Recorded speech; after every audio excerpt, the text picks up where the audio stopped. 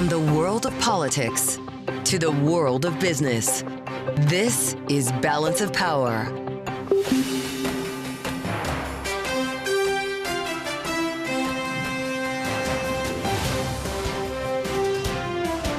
Live from Washington, D.C. From Bloomberg's Washington, D.C. studios to our TV and radio audiences worldwide, welcome to Balance of Power. Alongside Kaylee Lyons, I'm Joe Matthew. Federal investigators offering little information on the deadly mid-air collision of a commercial airliner and military helicopter in Washington, D.C., and have yet to recover the flight data recorders. We'll have the latest from Reagan National Airport. This after President Trump blamed Democrats and diversity for the crash without offering any evidence. We'll be joined this hour by Senator Chris Van Hollen of Maryland, who serves on the Transportation Committee, as well Congressman Raja Krishnamoorthi of Illinois, ranking member on the House China Select Committee. And some of President Trump's most controversial cabinet picks facing confirmation hearings in the Senate today, as the president says he intends to impose 25% tariffs on Mexico and Canada on Saturday. We'll discuss with our political panel. Thanks for being with us on the late edition of Balance of Power. Indeed, we begin with breaking news from the White House, news that we've been watching for, the tariffs that Kaylee just mentioned. Donald Trump addressing reporters a short time ago in the Oval Office. Mexico and Canada have never been good to us on trade. They've treated us very unfairly on trade. And we will be able to make that up very quickly because we don't need the products that they have. We have all the oil you need. We have all the trees you need, meaning the lumber. Joining us now for more is Bloomberg's Enda Curran. And Enda, I do wonder the extent to which that is true. We obviously import a lot of oil from Canada in particular, much of it heavy product that isn't necessarily easily replicated or pumped in the U.S. So when he says that he's thinking about potentially exceptions regarding oil, that he's going to be tracking the price, is that why? Well, these are the details we don't yet know. It's a clear warning that tariffs are coming of some kind on goods from Canada and Mexico, Kaylee. But to your point, we don't have specifics. Which goods will be tariffed exactly, at what level, and for how long, and when might these tariffs be implemented?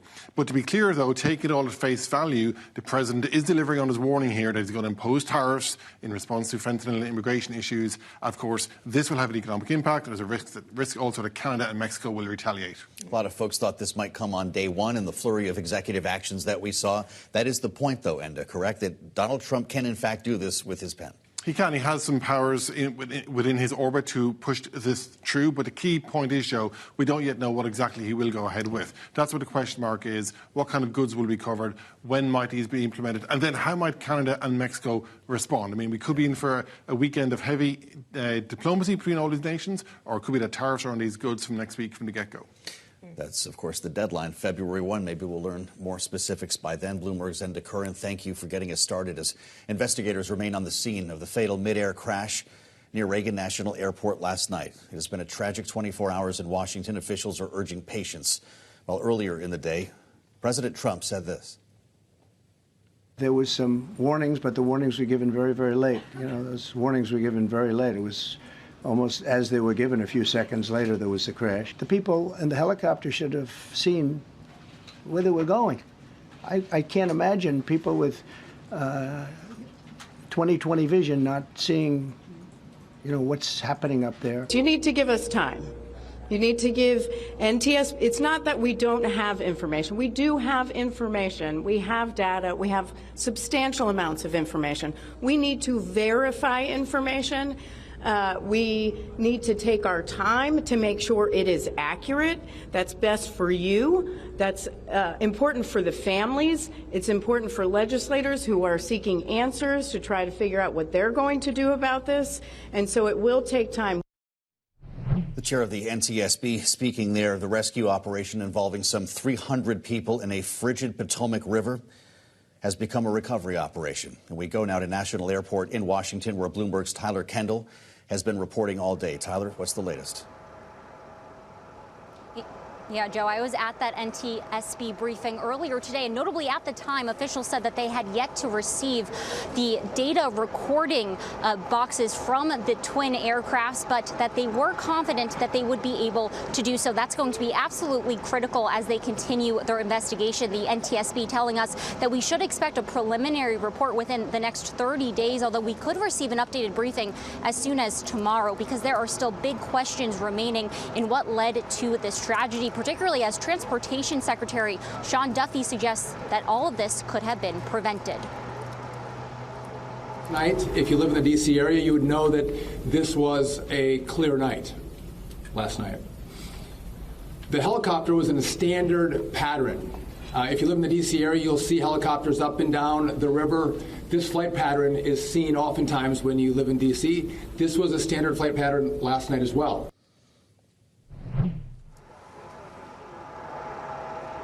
As we've been reporting all morning, this moved from a search and rescue mission to a search and recovery mission. There are no expected survivors from this crash. In fact, one of the NTSB officials actually teared up during the briefing, talking about the 67 victims who are presumed dead. We know that 64 were on that American Airlines commercial flight and 3 were on that U.S. Army Black Hawk helicopter. Joe and Kaylee, there are still hundreds of law enforcement officials here on the ground as they continue this search mission, and U.S. officials are trying to reassure the American public that the skies are safe to fly in. Important to note that DCA did open up its doors again this morning at 11 a.m. Eastern. I saw the first flight take off in the 12 p.m. noon hour.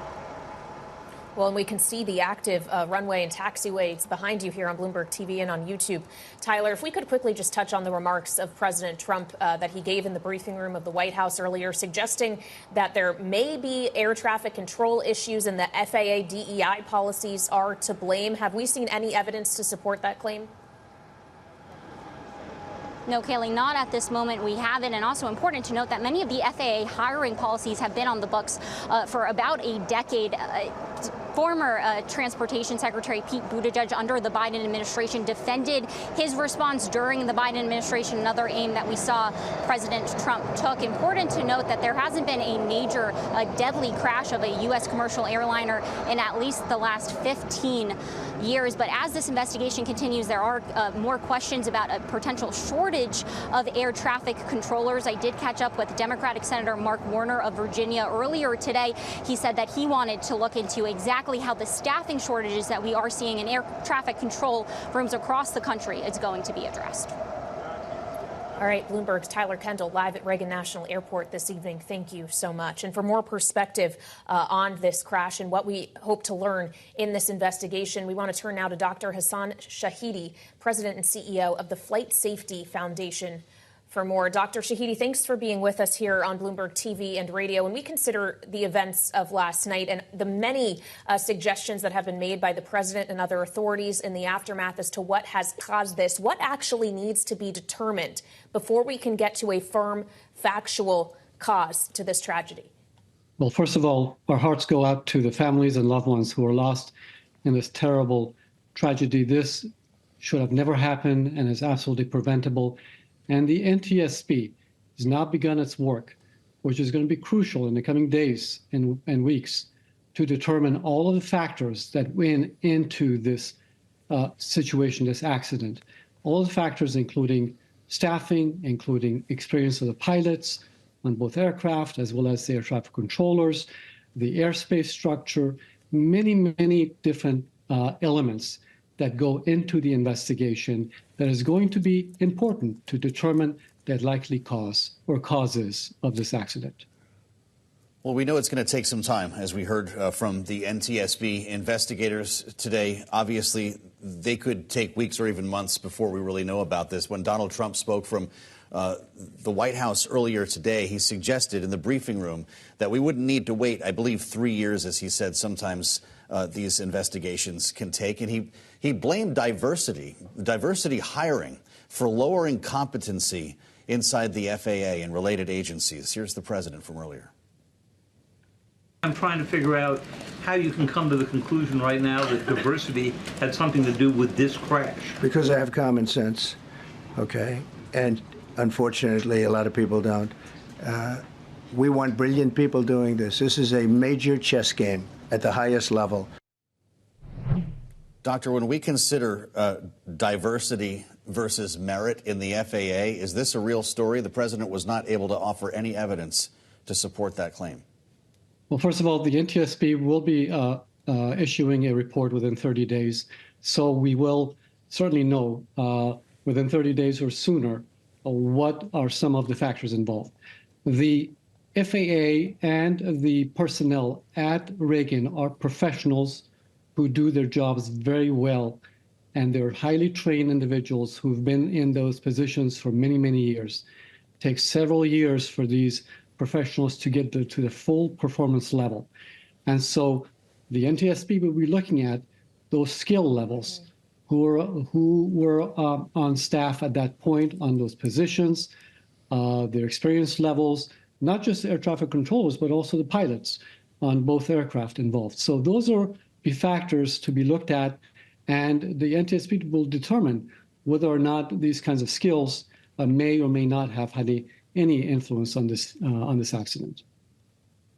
Well, and we understand that there are kind of standard protocol for the way these investigations are conducted. But, sir, there's obviously a lot of things about Reagan National and the D.C. airspace specifically that aren't standard, that are complicated factors, be them security-oriented, the fact that this is commercial and military, kind of mixed-use airspace is clearly the case, considering we're talking about a commercial and military aircraft collision here. What rethinking needs to be done about the way the amount of flights potentially that are allowed to fly in and out of Reagan, the way the military is operating in conjunction with that? I mean, how do you see this evolving from here?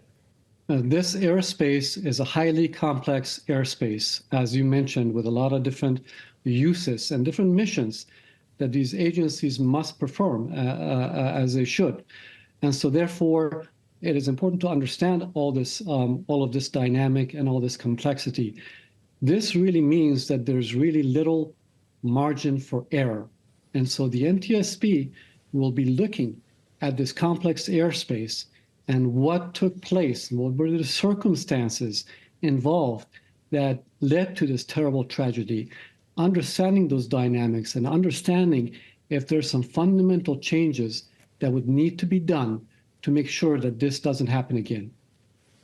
We're giving you a live view of National Airport in Washington. Those of you with us on Bloomberg TV and on YouTube, now an active runway again, having stayed inactive until, as Tyler mentioned, afternoon today. And you can see one of the rescue crafts in the Potomac River, where workers have been busy since just after 9 p.m. yesterday.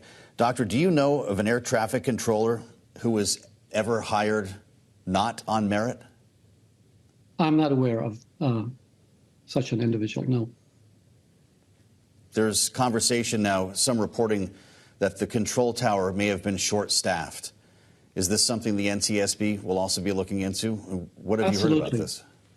Yes, absolutely. The NTSB will be looking at the staffing level at Reagan Tower for sure. Be looking at the history of that over the past year, at least, if not longer. We'll be looking at staffing last night, specifically what was the staffing level, and we'll be looking at the skills and the experience of the air traffic controllers. Indeed, this is a consideration, a concern, especially now that traffic levels are increasing, demand is increasing, making sure that the right level of training and staffing do we have at these facilities. Mm-hmm. And finally, Doctor, before we let you go, obviously, as of last night, there was no one who was actually serving in the role of administrator of the FAA. An acting administrator has now been appointed by President Trump. But how crucial will it be in the weeks and months to come as this all unfolds and the analysis is done to have someone confirmed in that position? It's absolutely going to be important. We've had at the FAA over the past several years, different leaders, short amount of time. This requires leadership to be in place, to be able to handle a crisis like this, and to really build for the future, a safe future of the system as we move forward. So we urge the administration to quickly nominate and get into place a new administrator to be able to handle the situation. Dr. It's great to have you today. We appreciate you sharing your expertise. Dr. Hassan Shahidi, President and CEO of the Flight Safety Foundation, with us today on Bloomberg. A contentious confirmation hearing today as well. One of the other major stories we were following in Washington for Donald Trump's pick for DNI, former Congresswoman Tulsi Gabbard, Colorado Senator Michael Bennet grilled her over a number of issues in this confirmation hearing, and he wasn't the only one. Let's listen. Is Edward Snowden a traitor to the United States of America? That is not a hard question to answer when the stakes are this high. Senator, as someone who has your served answer, in yes uniform, or no, is Edward Snowden a traitor to the United States of America? as someone who has worn our uniform in combat, I understand how critical our national security is. Apparently you don't. Apparently you don't. We turn to Bloomberg national security reporter Dan Flatley, who was watching the hearing, joins us now with more at the table. Edward Snowden featured prominently throughout this hearing. Will that make the difference? Yeah, Joe, you know, this was sort of an unexpected development. We knew that Tulsi Gabbard was going to be quizzed on her support for foreign surveillance, Section 702 of the Foreign Intelligence Surveillance Act. Her meeting with former Syrian President Bashar al-Assad in 2017 and a whole host of other issues. But Edward Snowden may not have been on many people's bingo cards heading into this. Of course, still an important issue, especially for those in the intelligence community, what happened in 2014 when former NSA contractor Edward Snowden released several documents about what the NSA was doing. But what this tells us about Gabbard is, you know, it's still not a done deal that she's going to make it through the committee or certainly to the floor if she doesn't make it through committee. So I think that, you know, that line of questioning that Senator Bennett picked up on actually originated with a Republican senator, Senator Jim Langford. So it's something that both Republicans and Democrats are interested in hearing. Whether they got some answers, some more substantive answers from her on that in closed session, we don't know at this point, but it doesn't bode well at the moment for her confirmation. Well, and when we consider she might not even advance out of the committee, is there a workaround for that? Or at that stage, would it have to be Plan B for the president and the administration? And do we have a sense of who that backup person might be for DNI? I don't think we have a sense yet. I mean, there is, you know, it's interesting because, you know, she can afford to lose only one Republican vote on the committee. We expect all Democrats to vote against her. So far, with the exception of Matt Gaetz, who was nominated originally for Attorney General, Trump has had, you know, some success getting most of his nominees through at this point. So is this the pick that Republicans are really going to, you know, stand up and fight on? We don't know. I mean, again, she may have been able to assuage some of their concerns in the closed session. But, you know, certainly I think if she is not voted out of committee in the traditional manner, there may be some other workarounds that they can use in the Senate, maybe vote to discharge her from committee through some other mechanism. I think some of it will probably depend on how willing she is to go public and sort of fight this in the media the way that Pete Hegseth did. So there's a lot of tape to play out here still. But if this doesn't work out, we've seen Trump, you know, switch candidates at times for some of these positions. I mean, he certainly did with Attorney General. So it just kind of depends on how things play out over the next few days. Just to be clear, though, there's a majority of one for Republicans on this committee. Right. And it's entirely likely that she will not clear this committee. It's certainly possible. I mean, I can think of, as I was telling you earlier, Joe, you know, 4 Republican votes that may be in question now. And I don't think we expected Snowden to be... I mean that for Republicans who could vote no, one of them could vote no, 2 of them could vote no, all 4 maybe not, but certainly some people that had some pointed questions for her today, and yeah, we're sort of here, yeah. All right, Bloomberg's Dan Flatley, appreciate your reporting. Thank you so much. And we want to get more now on Tulsi Gabbard's prospects and her nomination overall with Democratic Congressman Raja Krishnamoorthi of Illinois. He is a member of the House Intelligence Select Committee, as well as ranking member of the China Select Committee. Congressman, thanks for being with us once again on Bloomberg TV and radio. We obviously heard a lot from Tulsi Gabbard today. She says she is not a puppet. She defended her service to the country. Were you convinced at all that she deserves the job of Director of National Intelligence? No, and I think that question about Edward Snowden is very, very, very important. The reason being that she's being asked to potentially lead the national intelligence community. So when somebody actually discloses our secrets to our adversaries, the question is, how does she feel about it? And it's just a very straightforward question. Do you believe he's a traitor or not? And she's not willing to answer the question. In fact, in the past, she's called him a hero. And so I think that's disqualifying as a threshold question, her inability to answer it.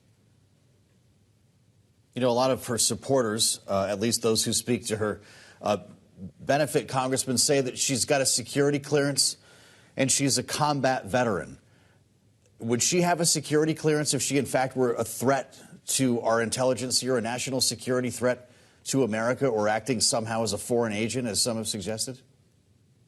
Well, it's not necessarily the fact that she has a security clearance that automatically qualifies her to be Director of National Intelligence. To be Director of National Intelligence, you need to not only be extremely vigilant about keeping our secrets, but also you need to be, extremely active in collecting intelligence against others and telling the truth to the president as well as Congress.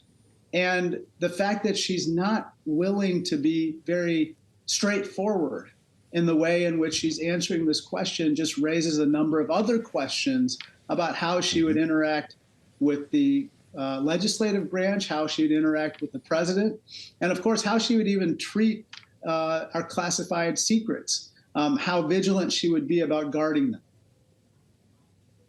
Do you think if she were DNI that it would change the nature of the information you are receiving in any way, either in the Intelligence Select Committee or the China Select Committee, for that matter? Do your concerns go that far? Possibly. I think that the fact that a lot of people think that she might view her loyalty to Donald Trump being even more important than anything else could help get people thinking, well, is she shading the facts one way or another when she comes and testifies to us in this skiff?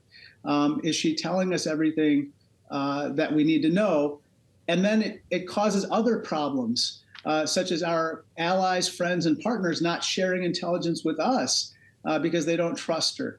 Or other agencies within the intelligence community not sharing intelligence with her. And then we go back to the silo effect, which in part led to 9/11. So there's just a whole cascade of problems that start when we start to question kind of the nature of her answers. Tulsi Gabbard tried to head off some criticism in her opening remarks, clearly some very well-rehearsed answers. And she tried to make the point, as some say, that she's a puppet. How could I be the puppet of so many people at once? If I'm the puppet of Putin, if I'm the puppet of Assad, and she went down the line. What would you say, Congressman? Is Tulsi Gabbard a puppet? I'm not going to go that far, but what I would say is that her dealings with Assad in particular are deeply troubling. I think the fact that she is willing to kind of echo the lines that Vladimir Putin puts out there is deeply troubling. It really calls into question, where is her loyalty? Why is she saying these things? In any case, she's not qualified to be Director of National Intelligence. We need somebody who everybody can trust, who will be the ultimate truth teller, and somebody that will tell it straight, whether it's to the president or to Congress. Well, I want to ask you about something else, Congressman, given your role as ranking member on the China Select Committee. Obviously, earlier this week, we saw financial markets and many others roiled by the news of DeepSeek and its capabilities in AI. You and the chair of the committee, Congressman Molinar, put out a statement today that said, in part, DeepSeek made extensive use of NVIDIA's 800 chip, the first chip that NVIDIA designed specifically to fall outside U.S. export controls. This demonstrates what the Select Committee has long argued. Frequently updating export controls is imperative to ensure the PRC will not exploit regulatory gaps and loopholes to advance their AI ambitions. Congressman, just how tight do export controls need to get? What chips are safe to sell to China? Well, I think that right now what's very important is that the most advanced chips cannot be sold to China because they are unfortunately used against us in different ways, whether it's for military modernization or for the persecution of Uyghurs or other minorities in China through their surveillance systems. So that is a good starting point. What I'm concerned about is, for instance, with DeepSeek, that they were able to stockpile a number of the highest end chips before the export controls actually went into effect, namely the H100 chips. And then they bought a lot of these H800 chips. And so what we want to do is both strengthen the export controls and make sure that they're not porous. The founder of DeepSeek, a guy named Mr. Liang, said that the number one issue that he has to deal with are export controls. So they do matter, and they do affect the progress with which he makes. And by the way, that's an extension of the CCP. And the technology that DeepSeek has will make its way into the military modernization of China as well. Yeah, so if it's divest or ban TikTok in our remaining moment, Congressman, should it be the same for DeepSeek? Well, remember, TikTok falls under a law with regard to social media platforms controlled by... Is it time to write another law? I'm not going to go there right now. I think the most important thing is, with regard to TikTok, I'm really glad that Donald Trump is trying to broker a deal. We need to have ByteDance sell TikTok. With regard to DeepSeek, I just want to point out one thing. I don't think DeepSeek is all that great. We just did a query burner phone, and I just think that with regard to Tiananmen Square, it's not willing to say anything about Tiananmen Square. Yes, we have. DeepSeek is deep silence on a lot of subjects. All right, well, we'll leave it on that note. Congressman, thank you so much for joining us. That's the Democrat from Illinois, Raja Krishnamoorthi, ranking member of the China Select Committee. And still ahead, we'll be speaking with Democratic Senator Chris Van Hollen of Maryland in the aftermath of the tragic mid-air collision at DCA last night. This is Balance of Power on Bloomberg TV and radio.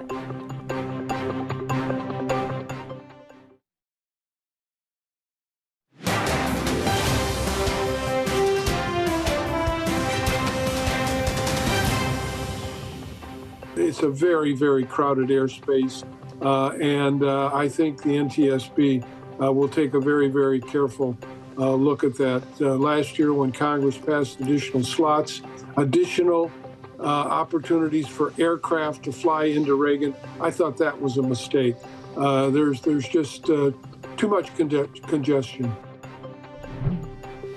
Ray LaHood, the former U.S. Transportation Secretary, talking with us on the early edition of Balance of Power today, addressing concerns about airspace congestion in Washington, D.C., and whether it played a role in this fatal collision. Joining us now is the Senator from Maryland, Chris Van Hollen, who's a member of the Senate Transportation Committee, somebody who had been fighting the addition of flights into Reagan National that were added last year. And, of course, this airport is in the senator's backyard. It's good to see you, sir. Welcome. I want to give you a chance to acknowledge the family members. I know there are likely some of your constituents who have been personally impacted by this, and I don't want to push this conversation too far too early. But you did passionately fight against this idea, and I wonder if this is a conversation we need to have. Well, let me just say that my heart does go out to all the families who've been impacted by this, and there are many in Maryland. I was just hearing from somebody who lost a loved one. I also want to thank the first responders from the entire region who came out to help in this national emergency. Look, the NTSB, of course, is tasked with getting to the bottom of what happened in this particular collision. But you're absolutely right that I and my Virginia Senate colleagues raised concerns last year about the overall congestion at Reagan National Airport. It is the most congested airport in the country. The amount of time that planes have to spend hovering over the airport before landing is longer on average than any other airport in the country. So we'll have to get the NTSB to figure out what went wrong, so terribly wrong in this collision. But we should also be looking at the broader issues regarding public safety. And this is a terrible reminder that public safety needs to come first. Well, as you suggest, we do need to learn much more from the investigation of the NTSB. It really has only just begun, and yet we already heard from the President of the United States today, Senator, with his own suggestions about what exactly caused this crash. Are you concerned that the White House, that this administration will get in the way of the work that is being done by the NTSB? You know, I was watching that press conference at the White House, and I was absolutely appalled by what President Trump did. Without any evidence and any facts, he began political finger pointing. He made this national tragedy into some of kind of political moment. I believe he owes the families who lost loved ones an apology. I think he owes the entire country an apology for that outrageous conduct. In the same room with him was the head of the NTSB, who is tasked with getting to the facts, finding the truth, and doing so in a transparent manner. And so for the president just to spout off with these ridiculous theories was really an insult to people who lost their lives. This is time for everybody to look at exactly what happened in this case. It seemed unprecedented to have the President of the United States sharing what he described as his opinion of what happened, even before we heard from the NTSB today. And we listened very closely to Donald Trump's words. Again, this was straight from the White House today. He talked about former Transportation Secretary Pete Buttigieg and had to be bleeped because of the curse word that he used to describe him. He said he ran the FAA into the ground with his diversity, a group determined the workforce was too white. Senator, you worked closely with the administration. Is any of that true? That is absolutely false. And Secretary Buttigieg came before the Senate Appropriations Committee that I serve on. And he did what he could to try to make sure that we have safety for the flying public. And so President Trump's outrageous remarks really it's such, you know, when you don't think anyone can get lower, taking a tragedy like this and making those political remarks, still managed to go even lower. Look, in addition to the NTSB investigation, we do need to look at these larger safety issues that some of my Senate colleagues and I raised last year with respect to Reagan National Airport. We also need to look at staffing levels at the FAA. I mean, the FAA has been understaffed, not just at Reagan National, but other places around the country, which is why it's going to be very important that we continue to have a strong merit-based federal civil service, including folks who work at the FAA. And I will say, broadly speaking again, that the calls from the Trump administration to politicize what has been a merit-based civil service will do grave harm to the country. Well, on the FAA specifically, Senator, the president announced today that Christopher Rushlow will be tapped to be acting administrator, because as this was happening last night, there was no confirmed administrator to the FAA. Would you, in your role in the Senate with advise and consent, support a fast tracking of a process to get someone confirmed to that position, given these extenuating circumstances? Yes, I think this is really important to get somebody in this critical position for public safety. You know, I would look forward to quick hearings and on this nomination. But beyond the head of the FAA, it's very important that we have adequate staffing levels for all the rank and file folks. I mean, the folks that are in the, in the towers conducting, talking to pilots. So I do hope that we come together and focus on those overall staffing issues as well for public safety reasons. Well, we've got more to talk about, obviously, when it comes to confirmations. And this is, of course, going to land in your chamber, Senator. There were several confirmation hearings today including some of the more controversial cabinet picks that we have heard from President Trump, including Patel, Donald Trump's pick to run the FBI, who was asked quite a bit about January 6th and had this to say about the Capitol rioters. As for January 6th, I have repeatedly, often, publicly, and privately said there can never be a tolerance for violence against law enforcement. And anyone that commits an act of violence against law enforcement must be investigated, prosecuted, and imprisoned. Senator, did Patel, Tulsi Gabbard, or RFK Jr. say anything in their confirmation hearings this week that would prompt you to vote for them?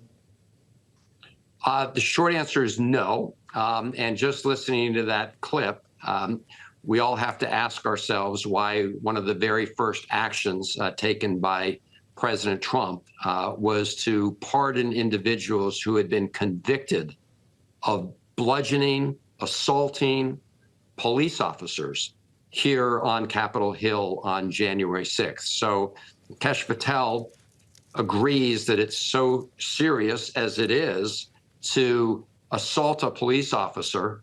He should be speaking out against President Trump's pardoning of these individuals. And of course, he's not doing that. And what we're witnessing is just a whole bunch of lemmings who apparently will go along with anything that Donald Trump has to say.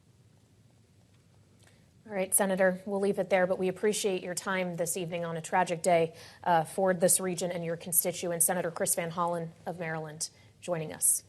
And still ahead, we'll have a closer look at President Trump's remarks following that deadly plane collision last night with our political panel next on Balance of Power on Bloomberg TV and radio.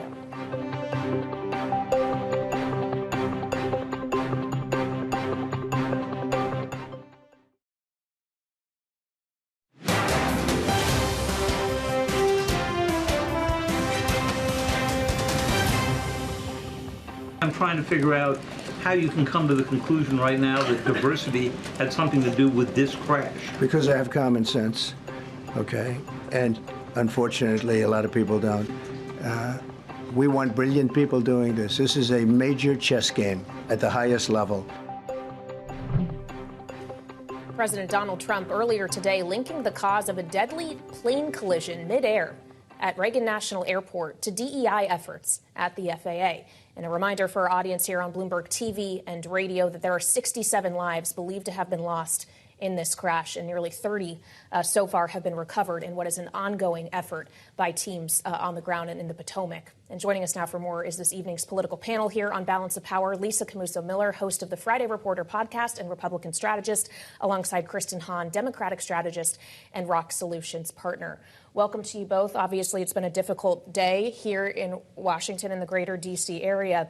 When we consider the words of the president, Lisa, not only what he said, but the fact that he spoke ahead of the investigators actually charged with getting the factual information as to what exactly happened here. Was any of it appropriate?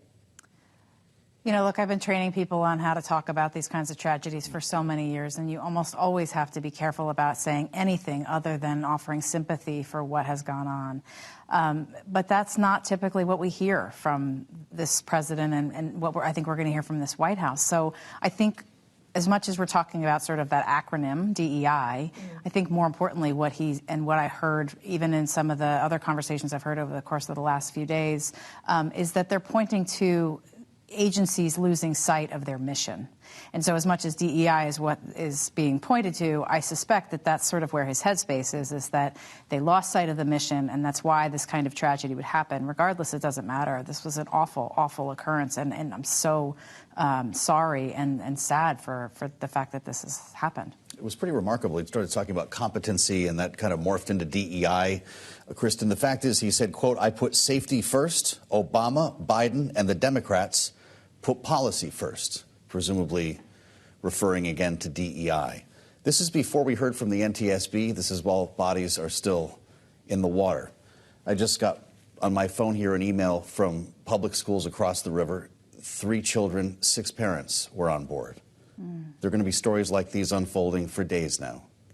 You're both communications experts. What should the President of the United States be saying at a time like this? Well, first of all, it's a tragedy for the country and for us who live in the Washington, D.C. and surrounding areas. I try to find the positive in any leaders that aren't on my side of the aisle, and I couldn't believe what my ears were hearing. It's not just abhorrent. This is a time when the President of the United States is the uniter in chief. He needs to bring people together. It's a horrible time for all of us. We've seen other presidents do it at horrible times, like Obama with Sandy Hook and other tragedies that have befallen this country. Not only that, the danger of providing misinformation because he just dreamed it up in his head. We do not know who's at fault, what happened. There are agencies, his agencies, who are looking into this, the NTSB, the FAA, and others, who will figure it out and provide the American public with accurate information. It's dangerous for the president. He did the same thing with COVID, and we should expect him to do it from here on out. But it's not good for the American people. It's not good for our collective psyche or how we move forward with policy. And to vilify an entire other party saying that we don't care about people is just dumb. It just is, and it's inappropriate. I mean, I don't believe that Lisa hates people, and she doesn't believe that I hate all people. You know, you can't, one side's not all good and all bad. Well, when we consider that the president himself did say what he was sharing was opinions and ideas, we should keep that in mind as we consider his words, that this is not factual information necessarily that we're dealing with. We also, Kristen, weren't only hearing from him, but his newly minted cabinet secretaries who play a role here. Sean Duffy for Transportation and Pete Hegseth for Defense Secretary. They've literally been in their jobs for a matter of days and now are confronted with this. How do you assess their performance?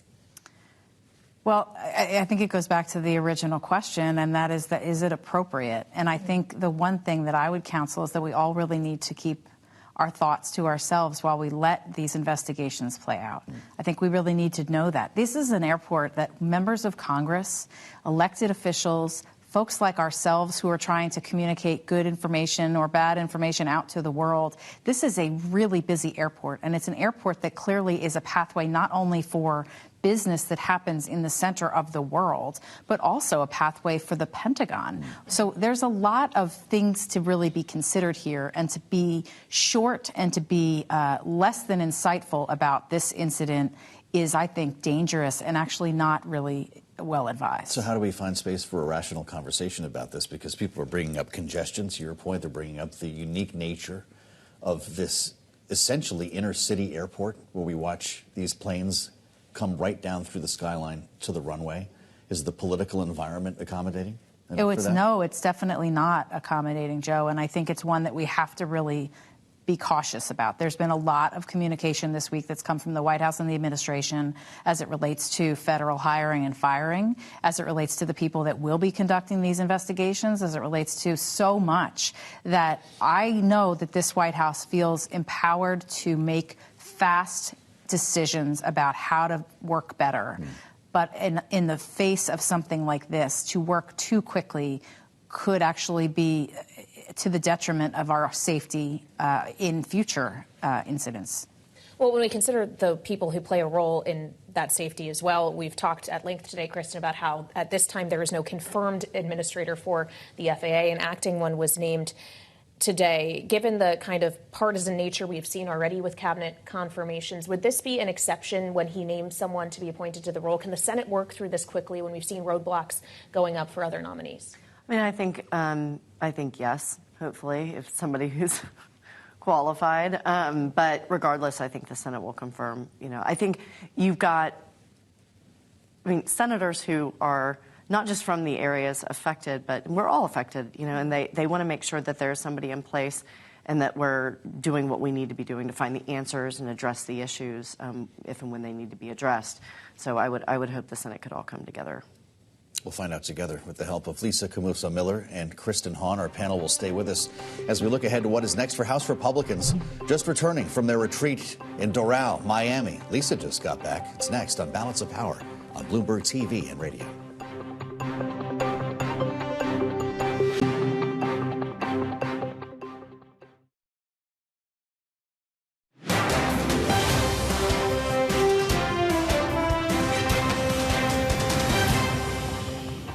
They will start marking up and getting the ball rolling. I'm not exactly sure what Marjorie Taylor Greene was talking about because they have had a lot of meetings and the appropriators are excited. They're really going to try this cycle, this year, to get through all the appropriation bills. The House needs to have one for many reasons.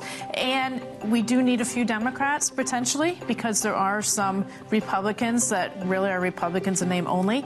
They don't vote with the Republicans, so we do need to reach across the aisle and get some of the Democrats. So we all feel that one bill is probably the best way to get that done. Still talking about this. Sarah Chamberlain, President and CEO of the Republican Main Street Partnership there. That was last evening on Balance of Power as we still feel our way through the congressional agenda. And what is next for House Republicans following their retreat in Doral, Miami, Florida, Donald Trump's golf club. We talked a lot about that. And back with us, our political panel. Lisa Camuso-Miller, who was at Doral for some of that, and Kristen Hahn. Great to have you both here. I'll tell you what Marjorie Taylor Greene was talking about. After 2 days at our House Republican winter retreat, she wrote on Twitter, "We still do not have a plan on budget reconciliation, and our speaker and his team have not offered one." So what was the point? Of the retreat or Marjorie Taylor Greene? Well, you can try both if you want, but let's start with the retreat. The retreat was an opportunity for 170 members of the House Republican Conference to get together to talk about how they were going to address this year. You and I and everybody in Washington, D.C. knows that the margin of error on any of this legislating is going to be really, really thin. Yeah. So the fact that they got that many people together to talk about a blueprint about how to proceed, I think is a real positive. We always expect that kind of commentary from Marjorie Taylor Greene. She was there. But so she was there and blueprint? participated. Yes, there is a They plan. feel like there is a yes, the energy in that retreat was better than any retreat I've attended before. Really feeling empowered, really feeling like they have their marching orders, and really feeling like they know what and how they're going to proceed on this. Do I think it's going to happen by early in the spring? Yeah. No, definitely not. I do not. I think that we'll be lucky to see this done by the end of the year. There's a lot of work to be done. But I did really feel like there was a lot of unity, a lot of conversations, a lot of things happening between members who don't always see eye to eye during the retreat when I was there. I want to ask about the Senate as well, because in the middle of what has been an incredible news day, we also had a series of confirmation hearings today. The second for RFK Jr., Kash Patel, and Tulsi Gabbard were testifying. We've known for a while Tulsi Gabbard was going to have a difficult road ahead, Kristen, and there was some tension in that hearing today, especially when she couldn't call Edward Snowden a traitor. Do you see her getting through that committee, the Intelligence Committee, let alone the whole Senate? I mean, this is probably a question for Lisa, but I mean, it's wild to me how she's a former Democrat. And the Republicans love to point that out, right? Like that. Clearly, the ones who point that out don't know how she was. Sure. How people felt about her when she was part of our party. She's wild. It's wildly inappropriate that she's even, but I would assume that his cabinet nominees will make it through without any Democratic support. The conventional wisdom is Tulsi Gabbard is the one who might not make it. Is that how you see it? Out Nope. of these three? I think they're all going to make it. They're all confirmed. I think so. Feels that way. It shocks me that I thought Pete Hegseth was the one that was going to have the toughest row to hoe, and he is sailed through. So my anticipation is that all of the nominees will get through, and then we will all be talking about a lot of different things that are happening at all these agencies over the course of the next 12 months. Amazing. Yep. That's incredible to consider, and there's nothing Democrats can do about that. Nothing. Yeah. Will they that's try what happens. Slow walk this as much as possible? I don't know about this process. I think that a lot of Democrats are looking forward to this battle over the tax cuts reconciliation. It's going to be a huge, gigantic bill if you're going to have one bill, and then you're going to need Dem votes in the House. I don't know about the Senate, and so I think people are kind of looking ahead to picking their battles. That's a fair point. We still have a lot to look forward to here. Kristen Hahn and Lisa Camuso-Miller, thank you both so much for joining us. And we'll also have to look forward tomorrow to more coverage of the announcement Donald Trump made at the White House today regarding tariffs. He says Saturday, Joe, February 1st, that 25% tariff on everything from Mexico and Canada is indeed going to go into effect. We'll have a lot more to talk about tomorrow, and certainly an update on what's happening at Reagan National Airport with the operation continuing in the Potomac River. So do stay with us on Bloomberg. Indeed, and find more coverage in the Washington Edition newsletter. We'll see you back here tomorrow on both TV and radio.